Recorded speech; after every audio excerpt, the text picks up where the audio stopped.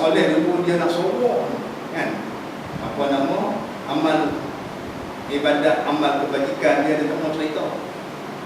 Dia tak cerita dekat orang.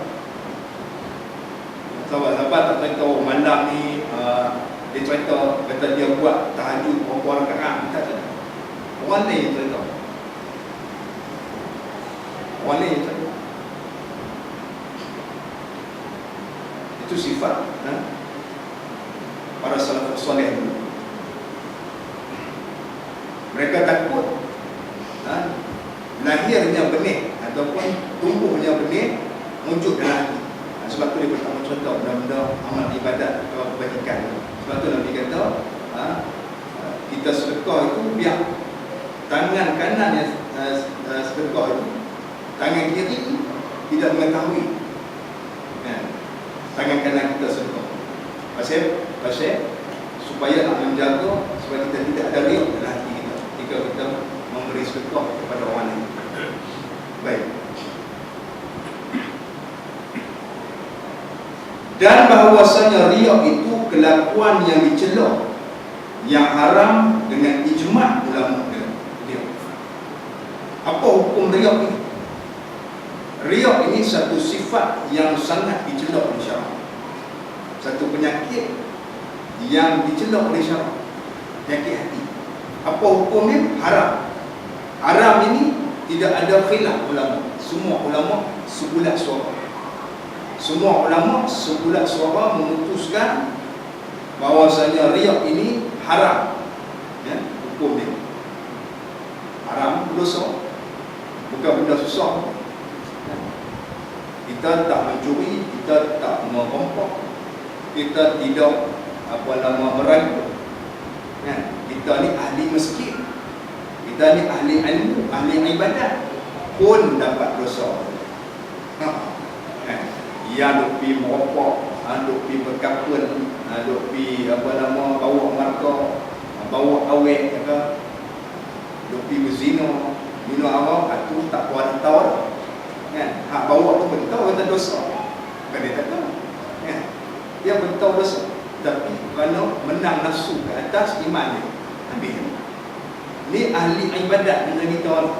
Ahli ibadat, ahli ilmu, datang ke masjid, ke surau hari-hari, untuk ilmu hari-hari, pun kita melakukan perkara dosa. Cuma bezanya kita ni rupa tu lebat, rupa tu guru, rupa ahli ilmu. Beza dengan mak rempit tu kita tahu dah mereka macam mana. Beza dengan orang fasik ni kita tahu dah perwatakan mereka.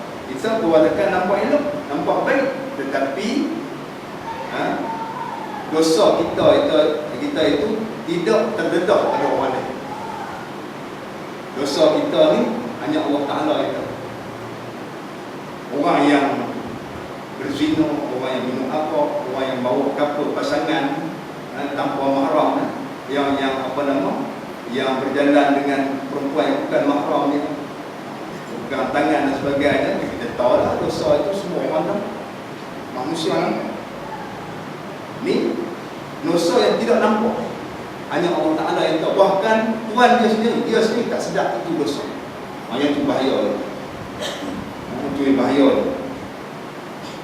Maka dinamakan akan riak ini syirik yang kecil namanya. Syirik yang kecil, sebagaimana saya jelaskan semalam. Syirik ni dia ada dua. Syirik ni makna kita menyekutukan Allah. Itu makna syirik. Syirik kita sekutukan Allah, menduakan Allah. Baik, syirik dia ada dua jenis. Yang pertama syirik jali, syirik yang besar namanya. Syirik besar ni syirik yang melibatkan perkara akidah. Seperti kita disembah berhala, kita main masjid, lepas tu pergi toko Hindu.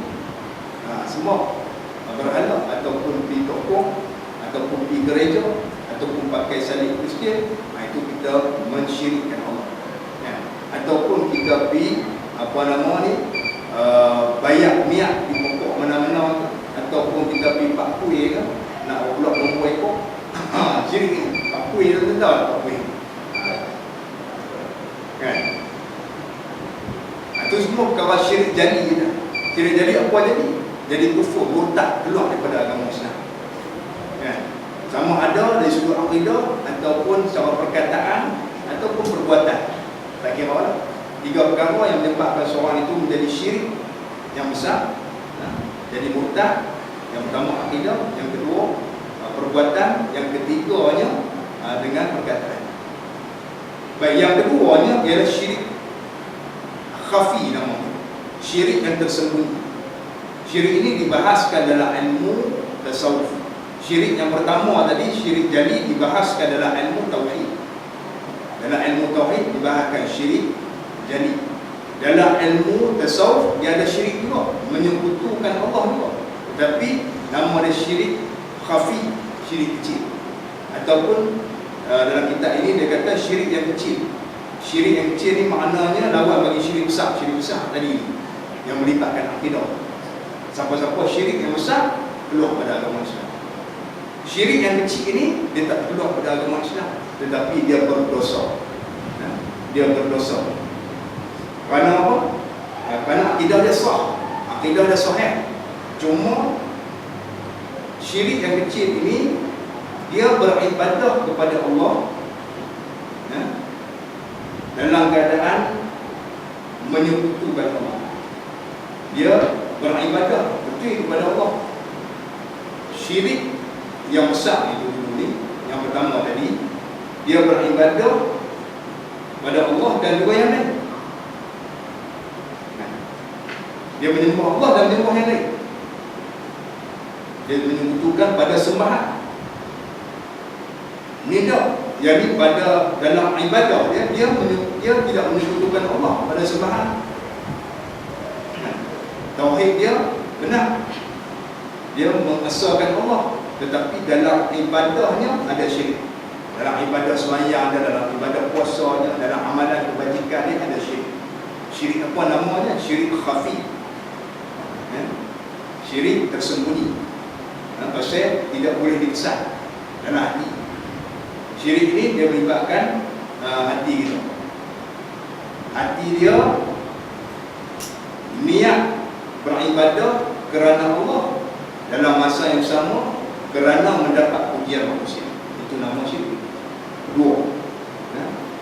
Sebab itu kita selalu lafaz salat ini kita kata usolli fardhal maghribi salasa rakaat bi ma'mumat lillahi ta'ala. Last sekali kita kata kerana Allah. Kerana Allah tu apa? Kita nak ajak hati kita supaya ikhlas dalam ibadah. Kita sembahyang tahajud pun usolli sunat tahajudi raka'ataini lillahi ta'ala. Kita ajak sembahyang sunat tahajud 2 rakaat kerana Allah. Pasal apa? Pasal kita sebut kerana Allah tu kita nak latih hati kita supaya ikhlas. Tetapi kalau kita melakukan ibadat ini kerana Allah juga, dalam masa yang sama kita sekutukan Allah dalam ibadat itu kerana Allah dan kerana lain. Ada kerana yang satu lagi, yang itu jadi syirik nama. Nama apa? Syirik khafi. Syirik ini jadi dosa. Contoh dia buat ibadat kerana Allah dan kerana riya. Ada orang buat ibadat kerana riya pun tak ada ikhlas. Ada orang buat ibadat tu kerana apa? Yang buat ibadat ni betul-betul kerana nak menunjuk-nunjuk. Kalau zaman Nabi nya kita panggil golongan munafikin. Golongan munafikin. Mereka sembahyang tetapi mereka nak menunjuk-nunjuk kata mereka sembahyang. Padahal mereka kufur dengan Allah. Golongan munafikin ni golongan yang zahirnya Islam, zahirnya mereka menzahirkan Islam, menyembunyikan kufur. Menzahirkan iman mereka, menyembunyikan kufur. Menzahirkan Islam, menyembunyikan kufur. Itu makna munafik. Golongan munafik ini kufur di sisi Allah. Baik. Dan Allah berfirman Allah Ta'ala, fawailul lil musallin alladhina hum an salatihim sahun alladhina hum yura'un. Artinya bermula wadi, iaitu lembah. Bermula wadi ataupun lembah yang di dalam api neraka jahanam itu untuk siapa? Disediakan bagi sekalian yang sembahyang. Oh, orang sembahyang pun masuk dalam lembah api neraka juga. Bukan semua orang yang sembahyang. Yang lalai mereka itu daripada sembahyang mereka. Lepas tu kita baca Quran, kita baca Quran adalah ilmu tajwid, adalah ilmu apa? Ilmu qiraat, ilmu tajwid. Haram kita berhenti di sini. Fawailul lil musallin. Haram kita berhenti. Berhenti terus. Maka sadaqallahul azim. Kita nak berhenti dalam tu. Esok baru nak sambung allazina hum an salatihim sahun. Hukum dia haram. Wakaf itu haram hukum. Sebab kita kata apa? Celakalah ataupun satu lembah dalam api neraka jahanam itu disediakan bagi orang yang sembahyang. Satu riwayat kata wail ini makna celaka. Celakalah bagi orang yang sembahyang. Kita tak faham ayat. Sebab itu baca Quran, tuan-tuan, kita tahu juga makna. Ada tempat-tempat yang kita tak boleh wakaf. Itu suka itu.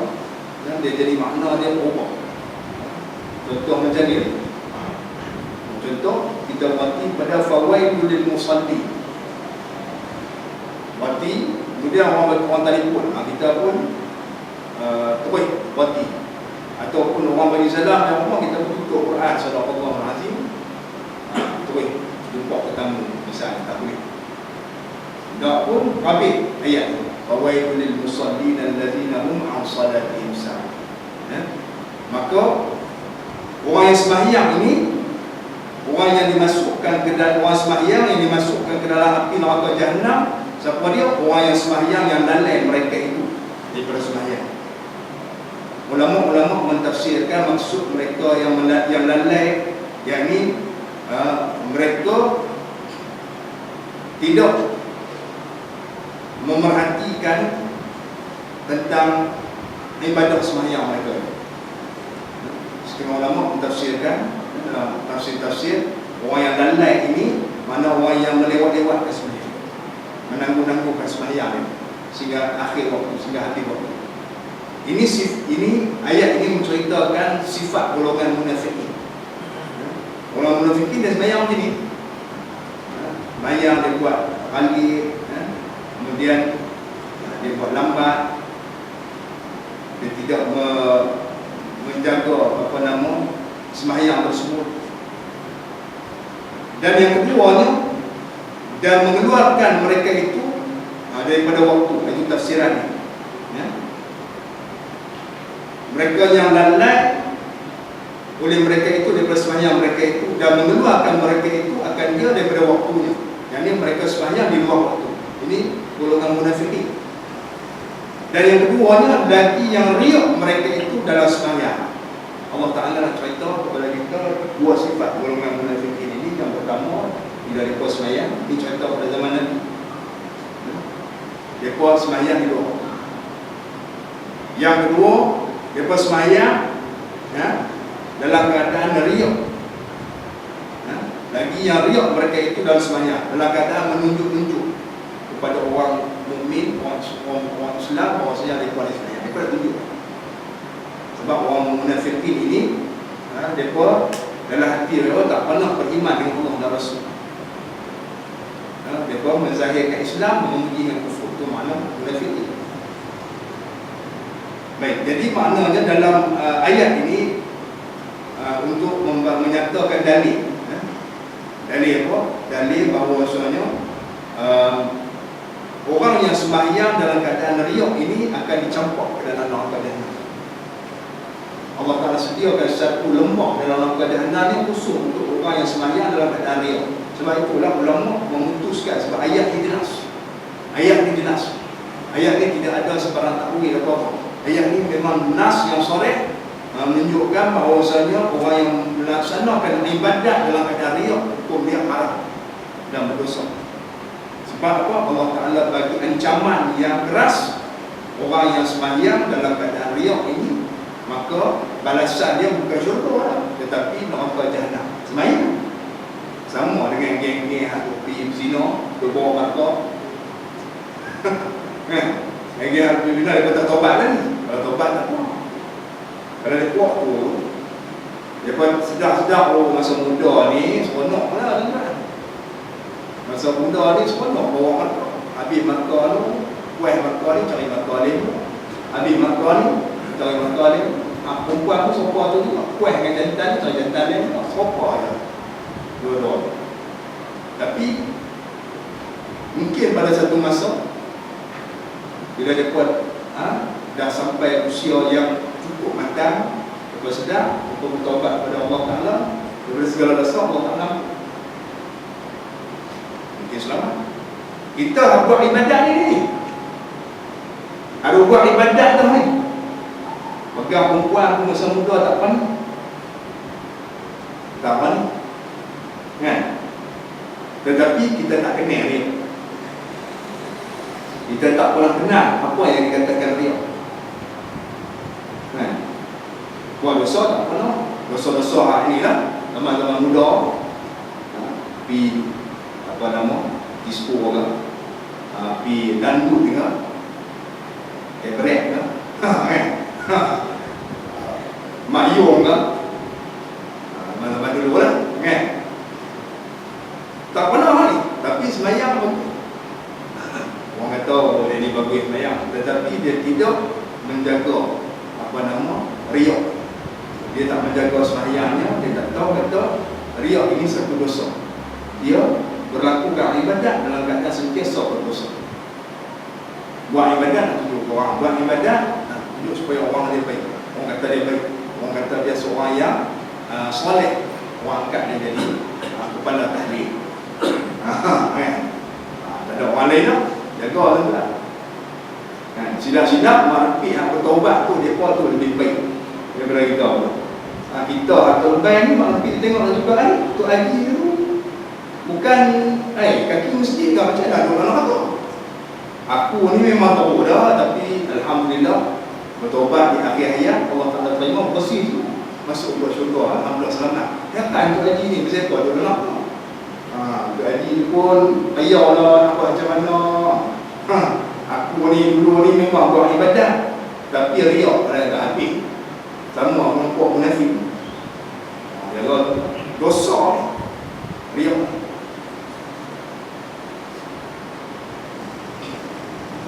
Jadi jangan kita rasa bila kita ni ahli ibadat kita selamat, jangan kita celah ahli maksiat itu mereka tu ahli neraka tu. Jangan. Tidak kita belum tentu kita ahli neraka.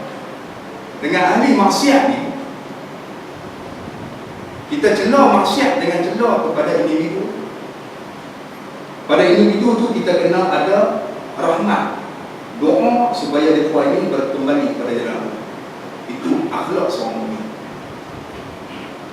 Kita benci marah pada maksiat kat dia tu, bukan marah dia. Marah maksiat dia yang kita benci. Dengan dia tu sendiri, dengan si pelaku itu, kita kena ada rasa kesian. Dalam masa yang sama kita minta doa supaya dia bertaubat kepada Allah. Tauhid itu akhlak orang mukmin. Membezakan dengan orang yang tidak beriman. Membezakan dengan orang yang tidak beriman. Orang yang tidak beriman dia tidak ada adab dan akhlak. Tak apalah, dia tak ada adab. Islam dia ada adab dan akhlak. Maka macam mana kita nak beza? Sebab itu kisah Salahuddin Al-Ayyubi, dia ada cerita ada dua bagi akhlak seorang mukmin. Bila Sultan Salahuddin Al-Ayyubi dapat menakluk satu kota di kawasan Syam, dia tak ingat satu kota mana, jika mana berperang dengan golongan tentera Salibi, tentera Salib. Dia berjaya menawan satu kota yang mana pada waktu itu pemerintah tentera Salib yang menguasai kota tersebut telah banyak melakukan kezaliman dan penyiksaan terhadap umat Islam di sini.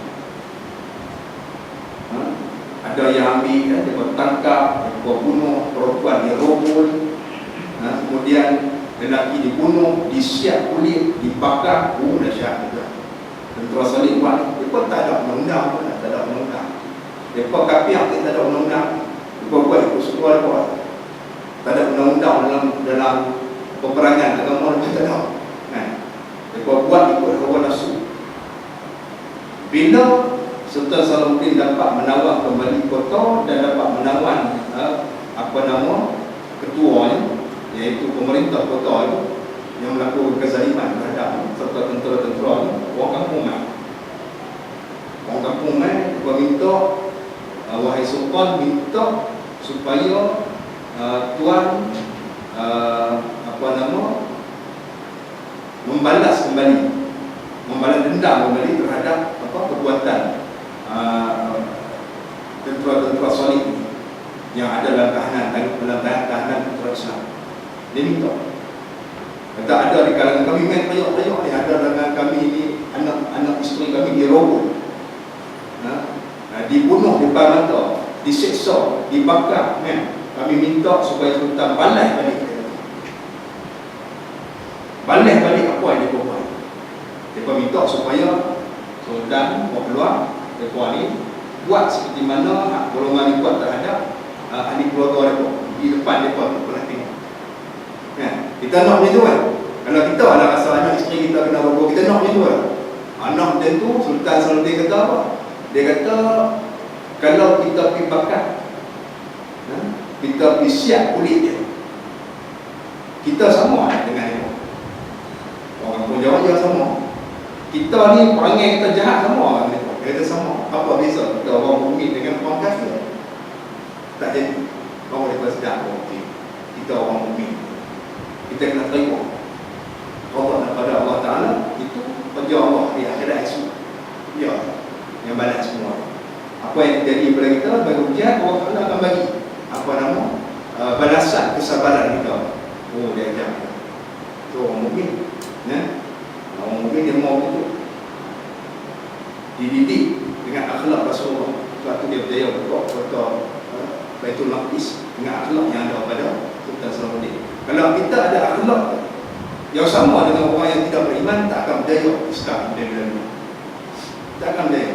Kita bawa akhlak yang dibawa oleh Rasulullah, Allah Ta'ala buat jalan mudah. Baiklah.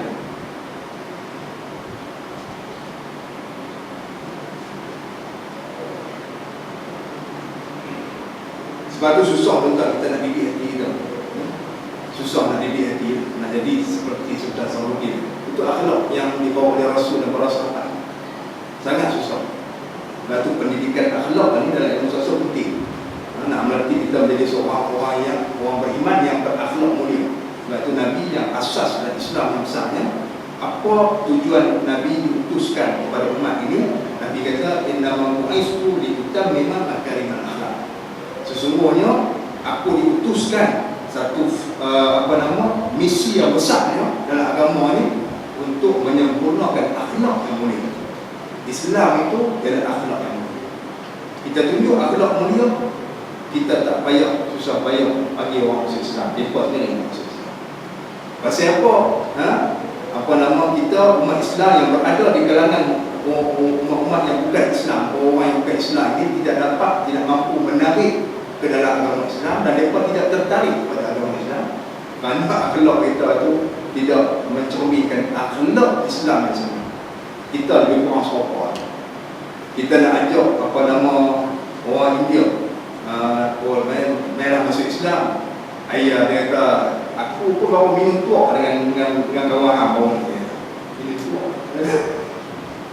Baru lepas minum tuak kan. Apa punya agama tak bagi minum macam mana orang Islam kan boleh minum apa sekali dengan kami tak apa kan. Jadi macam mana dia nak buat yang ni? Sebab tu mereka tak tertarik. Parsi Rom masa sahabat buka negara Parsi dan Rom itu, orang Parsi dan Rom tertarik masuk Islam ni bukan pasal kekuatan tentera, tapi pasal akhlak. Pasal akhlak para sahabat. yang diwarisi daripada Nabi SAW. Mereka masuk Islam tak payah paksa. Mereka hendak nak masuk. Dan Islam tak memaksa masuk agama Allah. Islam tawan, Islam buka. Satu kata Islam tidak menawan, betul. Itu satu istilah yang salah. Kita menawan itu salah. Tawan itu bukan nama dia, kita membuka. Kita buka betul. Dalil dia apa? Bila kita buka kata kita tak ampai. Kita tak ampai. Kalau ampai jadi milik kita semua. Orang mereka ni harta milik mereka, mereka boleh menjalankan perniagaan, apa nama, kehidupan macam biasa. Kita hanya buka saja. Bukan tawan. Kalau tawan ni macam kata lah, kita semua mereka jadi hamba orang kita. Islam tak buat. Bagaimana yang sahabat buat. Pada negara Rom dan Parsi. Tidak ditawan tapi dibuka.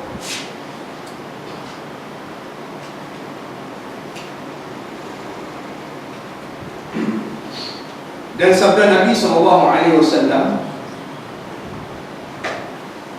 inna akhwafa ma akhafu alaikum asyirkul asghar wa hiya ar-riya. Yaqulu Allah yawm al-qiyamah lil mura'ina idza jaza Allahu an-nasa bi'amalihim idhabu ila alladhina kuntum tura'una fid dunya unzuru hal tajiduna indahum jaza. Baik, artinya bahawasanya yang lebih ditakuti daripada segala barang yang aku takut atas kamu ialah syirik yang kecil. Ini kata Nabi. Bagaimana yang kita bincang tadi. Nabi kata apa? Sesungguhnya perkara yang paling aku takut menimpa ke atas kamu, kata Nabi kepada para sahabat, kepada kita semua, ialah syirik yang kecil. Nabi kata, apa dia? Dan iaitu riya. Syirik kecil ni ialah riya. Ya? Kita memperlihatkan ataupun kita nak ibadat kita itu dipuji manusia. Itu syirik yang kecil nama.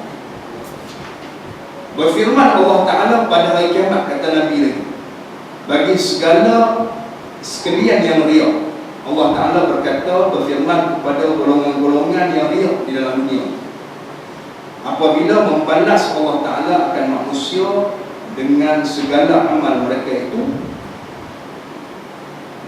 maka Allah Ta'ala berfirman pada golongan ini, pergi oleh kamu kepada mereka yang ada kamu mengerjakan ibadat kerana mereka itu di dalam dunia. Pilih oleh kamu, adakah mendapat kamu pada sisi mereka itu akan balasan, yang ini pada hari kiamat semua. Nabi kata, Allah Ta'ala berkata kepada golongan ahli ibadat yang riya ini, golongan ahli ibadat yang riya, ketika mana Allah bagi balasan, bagi balasan kepada ahli-ahli ibadat yang lain. Allah Ta'ala memberi balasan pahala kepada hamba-hambanya yang ikhlas. Ketika itu Allah Ta'ala berfirman pada golongan ini, Allah Ta'ala kata, kamu pergilah. Masa puak ni pun tunggu juga dapat alat balasan pahala buat amal ibadat berpuluh tahun. Tapi pasal puak golongan ni ada apa? Allah Ta'ala kata kepada golongan itu, kamu pergi cari orang yang kamu buat ibadat kerana mereka itu. Pergi cari mereka, lepas itu minta kat mereka pahala. Mereka tu, aku tak bagi. Allah Ta'ala. Makna dia apa? Maknanya, artinya tiada kuasa mereka itu membalas amal ibadah kamu. Itu maksud hadisnya. Yang ni, mereka itu tidak mampu memberi sebarang balasan amal ibadah kamu kerana mereka. Kita buat ibadah kerana mendapat pujian manusia di dunia ini. Maka akhirat esok Allah Ta'ala suruh pergi jumpa puak ni, minta tak ada puak ni takkan bagi. Mereka pun duduk tunggu tu, masing-masing simpan tu, pegang bapak ni takut masuk neraka, takkan bagi. Apatah lagi nak bagi balasan, mana boleh. Hanya Allah Ta'ala sahaja yang membalas di dalam akhirat ni. Tidak ada orang lain. bahkan kamu rugi. Maksud hadisnya, maka tiada faedah bagi riak itu, bahkan kamu rugi dengan penat sahaja, tidak mendapat pahala, walaupun sedikit. Tak ada, walaupun berpuluh-puluh tahun kita melaksanakan ibadah. Sebab itu bagi ahlul ibadah ini, bila kita menjadi ahli ibadah, kita melakukan kebajikan, wajib kita kena tahu perkara riak, supaya tak rosak amal ibadah kita sia-sia. Wajib kita kena tahu. Itu fardu ain. Selain daripada ilmu akidah, nak membersihkan akidah kita, daripada sembarang perkara yang merosakkan akidah, membatalkan iman. Belajar ilmu fiqh, nak membersihkan ibadah kita daripada sebarang perkara yang merosakkan ibadah, membatalkan ibadah, dan nak memolehkan ibadah itu, ilmu fiqh. Kita belajar ilmu tasawuf untuk membersihkan hati kita, supaya tidak ada syirik yang kecil ataupun syirik yang tersembunyi ini, yang membatalkan pahala ibadah di hari akhirat. Tiga benda, tiga perkara kita kena belajar. Semua kena bersih akidah daripada perkara yang membatalkan akidah, bersih ibadah daripada perkara yang membatalkan ibadah itu sendiri.